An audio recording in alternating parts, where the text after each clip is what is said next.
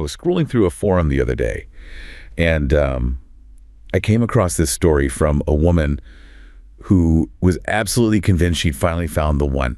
Okay. She said their connection was like electric and fated. The guy was supposedly a structural engineer, working on some big project in Dubai. The classic high-value remote professional. That's a common setup. Exactly. And she was just glowing, talking about him. Yeah. He was telling her she was his soulmate, that he'd never felt this way, all of it. The full love bombing script. He was even talking about buying a house for them when his contract was up, sending poems, voice notes about their future. He called her his only reason to wake up in the morning. Wow. So he's not just building a relationship, he's building an entire shared future in her mind. It's incredibly powerful. It was everything to her. She felt like someone finally saw her, but then, of course, the tone shifted. There's always a shift, isn't there? Always. It was a Tuesday night. He hits her with a story about a minor banking glitch. Just a temporary thing with his international account. And here comes the ask. Yep. He needed a few $1,000s wired to cover his crew's local permits so he wouldn't get arrested. A crisis. Something urgent that requires immediate action and bypasses rational thought. And when she hesitated, she said she'd have to ask her brother for a loan, his entire persona just vanished instantly. The mask slips. Completely. No logical explanation, no offer to verify who he was. He just got cold. He told her, "I don't trust your family." Ah, the isolation tactic. Cut her off from her support system. Then the guilt trip. "If you really loved me, you'd help me." And the line that it felt like a gut punch reading it. He said, "I thought you were the only one who truly understood me, but I guess I was wrong." That is brutal. It turns her own deep need for connection against her. It's a threat. The withdrawal of that validation she's become addicted to. And that pivot right there, from this all-consuming love to pure emotional blackmail. Yeah. It wasn't a lover's quarrel. It was a script, a calculated, rehearsed script. It's the moment that exposes the whole thing. It's not a romance. It's a transaction. A hostile takeover of someone's emotional life for financial gain. His love language wasn't words of affirmation. It was a grift that costs people over $1 billion a year. This isn't just about a bad date. No. It's a masterclass in psychological warfare. And if you've ever heard phrases like, "It's our little secret," or "I'm stuck overseas," you're hearing the vocabulary of a professional. You're hearing red flags. And that moment, that pivot you described, is the most chilling part because it's so efficient. It strips away the romantic veneer and just exposes the cold, hard mechanism underneath. So for this deep dive, that's what we're going to unpack. We're looking at how this industrial scale deception actually works, from the psychology to the technology. Right. Our mission here is to really analyze the entire infrastructure of this crime. We're moving beyond the tragic individual story to detail how our deepest human needs, our evolutionary drives, are being systematically weaponized. So we're going to get into the actual scripts they use, the behavioral traps they set. And the massive, frankly terrifying industrial machine built on forced labor that makes these emotional thefts possible on a global scale. It's a huge, dark economy. Okay, let's start with the script itself. You said it's calculated. This whole category of scam actually has a name, doesn't it? A really chilling one. It does. We are talking about a core mechanism known in Chinese as shazhou pan. And what does that translate to? It literally translates to the killing pig game, or more commonly, pig butchering. It is arguably the most devastating and efficient form of this fraud active today. Pig butchering. That analogy is just brutally precise. It basically lays out the entire timeline. It does. It defines the whole process. The pig is the victim, the target. The scammer's job is to fatten the pig over weeks or months. And the fattening is the relationship building part. Exactly. It's building trust, creating deep emotional dependence, basically building up emotional collateral. Then, the final financial extraction, draining savings, maxing out credit cards, that is the slaughter. And then they just disappear. And then they disappear. It's a systematic process designed for maximum return on their emotional investment.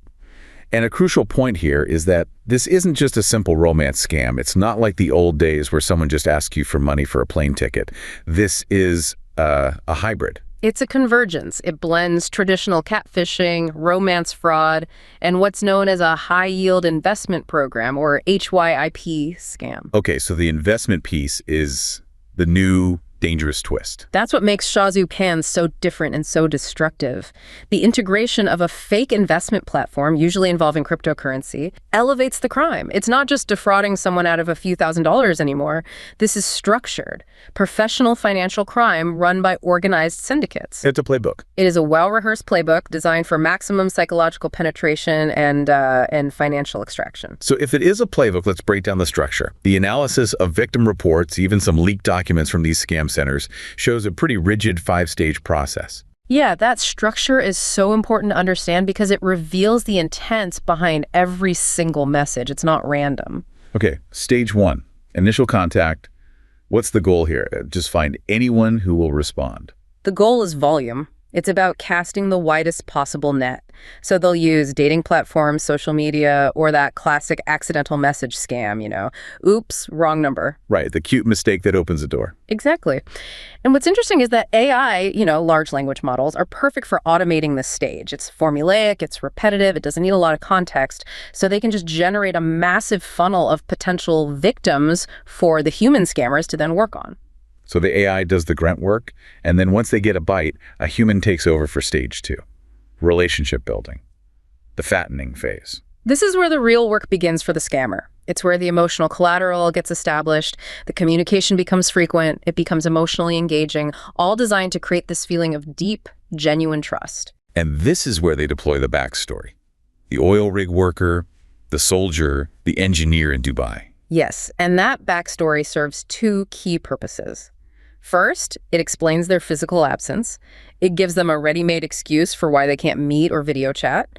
And second, it communicates that they're successful and trustworthy. It's the perfect profile. So after weeks, maybe months of this, we get to stage 3, the operational shift. Grooming and the investment introduction. Right. This is the pivot. All that enormous trust they've built is now strategically leveraged.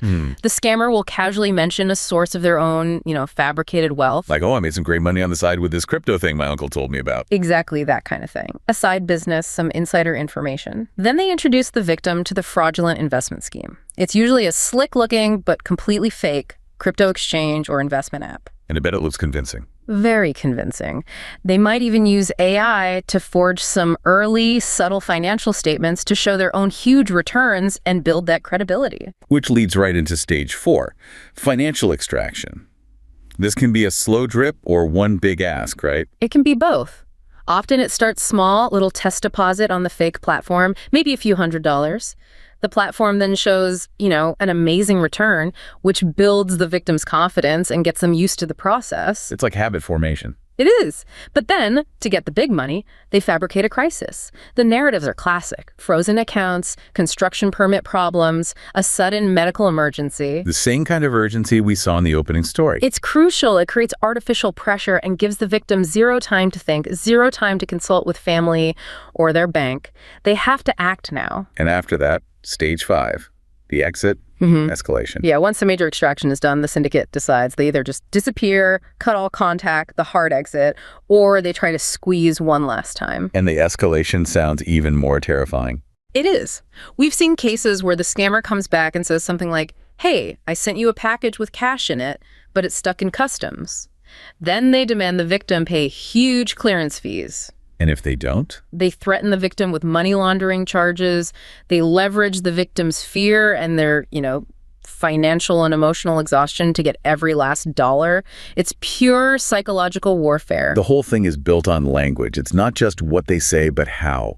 These are like emotional trigger phrases. Let's dig into that linguistic playbook. If you strip away all the romance, what you're left with is just pure linguistic engineering. You can really break their vocabulary down into a few distinct toolkits. Okay, so first up is the love bombing vocabulary. Right. These are phrases designed for what we call hypervalidation. The goal is to create this overwhelming sense of destiny and bypass all the victor's rational thought processes. These are the phrases that just fast-track intimacy, right? Things you'd normally hear after months or years, but you're hearing them in week 2. Exactly. You're my soulmate. I've never felt this way about anyone before. And those future casting statements like, I can't wait to build a life with you. They're targeting that deep universal desire to be seen and understood, but they're putting it on hyperspeed. The speed is the single biggest red flag. Real intimacy takes time. This is manufactured intimacy, delivered on demand. Then there's the next set of phrases, which honestly are the most concerning, the isolation script. These are bright red flags. These phrases are strategically deployed to cut the victim off from their support network. Friends, family, anyone who might say, hey, this sounds a little weird. So when you hear something like, let's just keep our relationship private for now, or I don't really trust your family's judgment, that's a huge alarm bell. It should be deafening. Or the classic, it can be our little secret. Isolation is a fundamental tool of control in any kind of abuse, and here it's being used to make sure there's no reality check before the money gets wired. And finally, you have the pressure and deflection vocabulary. This comes out when they ask for money or when you push back. Yeah, this is the language of coercion. This is where you get the emotional blackmail we heard in that first story. If you really love me, you would help me. Or the appeal to sympathy, like, I'm in such a difficult situation and you're the only one who can help. And then you get the carefully constructed excuses to deflect any attempt at verification. If you ask for a video call, it's always, I'd love to, but the internet is terrible out here on the oil rig. Or, my work is classified, I can't use unsecured connections. It always has to tie back perfectly to that initial backstory they created. Which shows how thought out this all is. Every piece of the narrative has a purpose. So if we look at this whole thing not as a romance, but as a strategy, there was this fascinating perspective from one of our sources, a user they called the ghost. Right. This was someone who took what they called a demoralized survival strategy. It's a very different way of looking at it. He engaged with a suspected scammer, but not for love. He treated it like a tactical exercise. His goal was to maintain, as he put it, psychological sovereignty. He was essentially playing a game.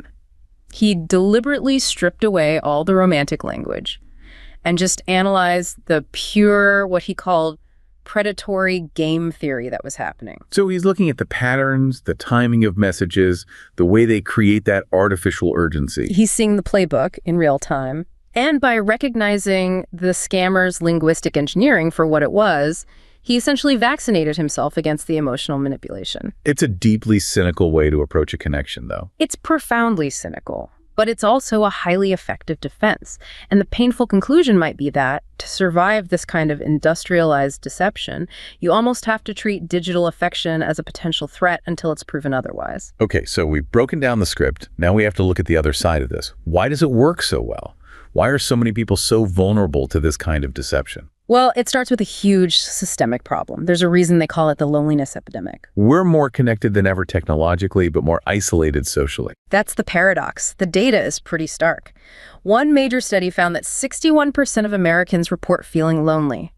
And surprisingly, it's the younger generations, like Gen Z, who often score the highest on these social isolation scales. And that huge unmet need for connection, it creates a market, a loneliness industrial complex. That's exactly what it is. If you have a massive demand for intimacy and a shortage of the real thing, a manufactured substitute is always going to rush in to fill that void. Because real connection takes work. It takes time, energy, money. All resources that are increasingly scarce for a lot of adults. People are dealing with huge student debt, stagnant wages that mean they're working more hours or multiple jobs, and the traditional community structures, neighborhood groups, clubs, churches, they've been breaking down for decades. People are just exhausted and disconnected. They're time poor, community poor, and emotionally drained. So when an industry comes along and offers a convenient 24/7 artificial substitute for connection, it's incredibly tempting. It's connection on demand, the Uber of emotional labor. And it's a booming market. The global AI companion industry is projected to skyrocket to nearly $141 billion by 2030. It provides instant, low-friction validation when you need it. Let's look at a real-world example of how this scarcity drives demand.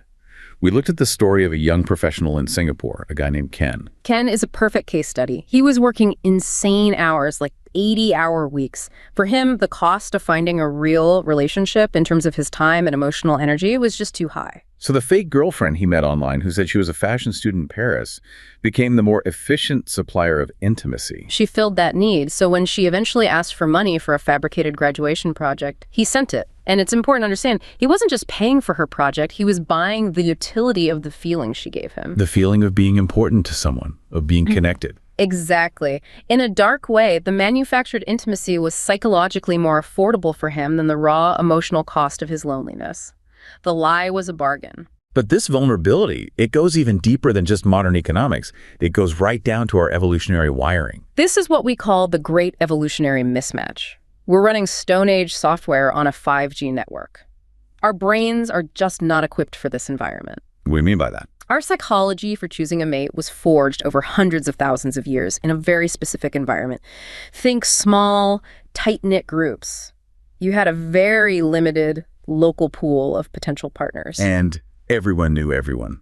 Your reputation mattered. Immensely. There was high reputational accountability, and your family, your kin, had a strong influence. Those conditions biologically favored cautious, long-term assessment of a partner. But the modern world is the exact opposite of that. Yeah. Researchers call it the weird environment, right? Western, educated, industrialized, rich, and democratic. And that environment has elements that are completely disruptive to our ancestral mating psychology. The biggest one is hyperabundance. The endless scroll on a dating app. The infinite scroll. It presents an unprecedented number of potential partners, which creates this massive cognitive burden called choice overload. Our brains literally cannot process that many options effectively. So what happens? How do we cope? We switch strategies. Ancestrally, with few options, you'd use a holistic assessment. You'd look at the whole person, their character, their reliability. But with thousands of options, that's exhausting. So you start filtering by superficial things. You have to. You switch to an elimination by aspect strategy. You filter based on one or two simple traits: height, job title, neighborhood. And the problem is those superficial filters are exactly what scammers optimize their fake profiles for. And the really strange part is that even if you do find someone great in that sea of options, the choice overload leads to dissatisfaction. It's a paradox. Yeah. Studies have shown that when people are forced to choose from a larger set of options, they are less satisfied with their final choice, even if that choice is objectively better. Because you're always wondering if someone even better was just one more swipe away. It creates chronic restlessness. It maximizes regret and keeps you perpetually in the search phase, never satisfied with what you found. And we saw this evolutionary vulnerability play out in the story of Arthur, the software architect. He was a smart guy, but his analytical mind was just completely bypassed. He represents what the analysis called the atomized modern male. His brain, which was wired for a small community, responded intensely to the scammer Sophia's love bombing. So that flood of intense, rapid romantic attention, his brain interpreted that as what? His primitive drive interpreted it as an urgent signal to protect a rare, high-value mate. The biological imperative to secure that partner completely overrode his modern analytical mind. He was, as the source material put it, biologically outgunned. Exactly. He wasn't stupid. His ancient survival software was being expertly exploited. So you have this biological mismatch, and then you combine it with the psychological hooks that are actually engineered into the platforms themselves. That's the third layer of vulnerability, the behavioral traps that are designed to keep you hooked and keep you compliant. If we go back to Ken's story, after he'd invested months of time and thousands of dollars, he was caught in the classic sunk cost fallacy. It's one of the most powerful traps. Ken had invested so much hope, so much emotion, so much money. To admit it was a scam meant he had to accept that his entire emotional and financial investment was a total loss. It was worth zero. And that's incredibly painful to accept. It's psychologically catastrophic for many people, so that reluctance to accept the loss traps them. They keep going, throwing good money after bad, in the irrational hope that they can somehow salvage their investment. And all of this is amplified by pre-existing conditions, right? Absolutely. The research is very clear that people who are already emotionally vulnerable, maybe going through financial distress or dealing with chronic loneliness, are exponentially more susceptible to this kind of fraud. And the aftermath is a double hit. It's a devastating 1-2 punch. You've got the financial ruin, but that's combined with the loss of what you believed was a genuine, intimate relationship. That combination produces a profound sense of shame. Which is why so many victims never report it. Exactly. The shame keeps them silent, which in turn protects the criminals and allows the cycle to continue. And finally, we have to talk about the platform architecture itself. The sources call them addictive algorithms and designs, or ADs. This is so critical. The design of these platforms isn't accidental. The personalized recommendations, the constant notifications, the intermittent rewards, it's all intentional behavioral engineering. They're designed to maximize the time you spend on the app. They're designed to create cycles that look exactly like classical behavioral addiction. And we need to be clear about the neurobiology here. It's not about the pleasure of finding someone. It's about the anticipation, the dopamine hit. Precisely. Dopamine isn't the pleasure chemical, it's the seeking chemical. It drives the search. The platforms use what's called variable ratio reinforcement. It's the same principle as a slot machine. You never know when you're going to get a reward, a match, so you just keep pulling the lever, keep swiping. And you become compulsively hooked on the process, on the potential of the reward, not the actual outcome. It traps you in an endless loop of seeking, which only reinforces the loneliness it was supposed to cure. Okay, we've dissected the victim's psychology pretty thoroughly. We have to now shift focus to the perpetrators. And this is where it moves from just psychological manipulation to something much darker. Industrialized crime and human trafficking. This is the part of the story that is truly shocking. The person on the other end of the phone running that script is very often a victim themselves. So these aren't just lone wolf scammers. This is an industry. A massive industrialized one. These scam operations are concentrated in places like West Africa and particularly Southeast Asia, in these quasi-lawless border regions in Myanmar, Cambodia, and Laos. And how do people end up working there? They are trafficked. They're lured with these slick, professional-looking job ads on Facebook. The ads promise high-paying customer service or data entry jobs in a place like Thailand, offering, $1,500 a month, travel, accommodation. It sounds like a dream job for someone who's desperate. That's who they target. Educated, often multilingual people who are desperate for a better life. But when they arrive, they aren't taken to an office. They're taken to one of these compounds. They are trafficked directly into what is essentially a prison. One of the most infamous ones is KK Park in Myanmar. These places are fortified compounds with high walls, barbed wire, and armed guards. It sounds like a military base. It's run like a hybrid of a corporate campus and a maximum security prison. The conditions inside are designed for one thing: maximizing financial output through extreme cruelty. So what does that mean on a day-to-day basis? Oppressive security, brutal rules. Workers report that yawning could be banned, bathroom breaks limited to 2 minutes. And if you fail to meet your financial quota, the amount of money you extract from your pigs. There are punishments. Violent punishments, public beatings, sleep deprivation, or being locked in something they call the water jail, all while being forced to run 8 to 10 iPhones at once, juggling multiple victims. And they're faking their location the whole time. Yes, using location spoofing apps to make it look like they're in Miami or Chicago, which adds credibility to their fake profiles. It's a dark mirror of the global outsourcing industry. It's exactly that. A massive, metrics-driven industry built on forced labor and human misery. The UN estimates hundreds of thousands of people have been trafficked into these scam centers in Southeast Asia alone. And now this whole horrifying industry is being supercharged by technology. AI has become a force multiplier. AI provides the scale. It dramatically reduces the amount of repetitive work the human scammers have to do. The most immediate use is automating that initial contact stage. So the LLMs can just churn out millions of those first messages. Exactly. They generate a massive funnel of potential targets, and then the trafficked worker gets a pre-vetted list of leads to work on. It saves them countless hours. And AI helps build the fake persona too. Massively. Generative AI can create hyper-realistic profile pictures that can't be traced with a reverse image search. It can fabricate entire social histories. And now deepfake audio and video are being used to get past verification checks. And it's also being used for psychological profiling. Yes. Supervisors can use AI to analyze a victim's conversation history in real time, identifying their specific emotional and financial vulnerabilities. The AI can then suggest the right time to deploy the isolation script or introduce the investment, optimizing the attack for each individual. But it's not fully autonomous yet. There's still limitations. That's a key point for now. The current models can struggle with long-term narrative consistency. They might contradict the backstory or use repetitive phrasing over weeks of conversation. So they still need a human in the loop. It's a hybrid approach. The AI does the heavy lifting, the content generation and analysis, but the human provides the emotional refinement, the strategic execution, and the intelligence to adapt when the victim goes off script. The human worker becomes a high-pressure emotional editor for the AI. That's a good way to put it. And the tech is evolving incredibly fast. The study showed that a model like GPT-4o Mini could already evade direct verification attempts with sophisticated excuses like, "My work is classified, I can't use unsecured connections." It's learning to counter our defenses. And finally, let's follow the money. The whole pig butchering model depends on a financial exit strategy that's fast and untraceable. And that's where cryptocurrency comes in.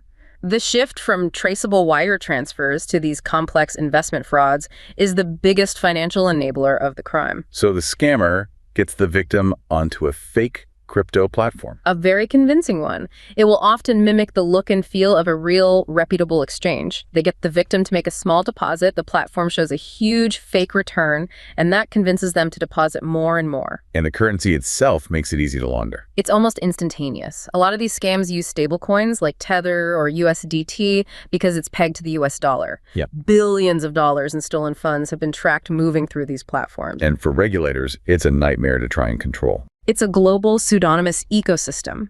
The money is essentially gone the moment it leaves the victim's wallet. And AI is even helping them beat the financial system's defenses. Right.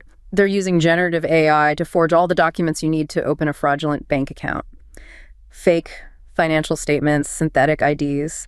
They use these to pass the Know Your Customer or KYC checks. So they're using AI to solve the identity problem on the financial side, while also using it to solve the emotional manipulation problem on the victim side. It's a two-pronged technological assault. This has been a pretty devastating deep dive. What it really reveals is this core tension of our modern world. We have this digital promise of unparalleled connection. But the reality is an environment that weaponizes loneliness. It exploits our deepest evolutionary vulnerabilities for profit and enables human trafficking on a scale that's hard to comprehend. Intimacy has been successfully and brutally commodified. And it forces us to confront the real psychological dilemma of modern dating. The whole system, from the addictive algorithms on the apps to the calculated scripts of the scammers, is designed to do one thing: keep you searching. It's not designed to help you find. It thrives on your dissatisfaction. It does. The hyperabundance of choice, the neurobiological hijacking it all, fosters a marketplace logic. You start to believe that the potential of the next swipe, the next match, will always be better than the complex, imperfect reality of the person you're talking to right now. So what's the defense? How do you survive in that environment? The only real survival strategy is to maintain your psychological sovereignty. You have to consciously recognize that the illusion of perfection offered by the next swipe will always feel superior to the grounded, messy, and necessary work of a real human connection. And you have to choose the real thing anyway.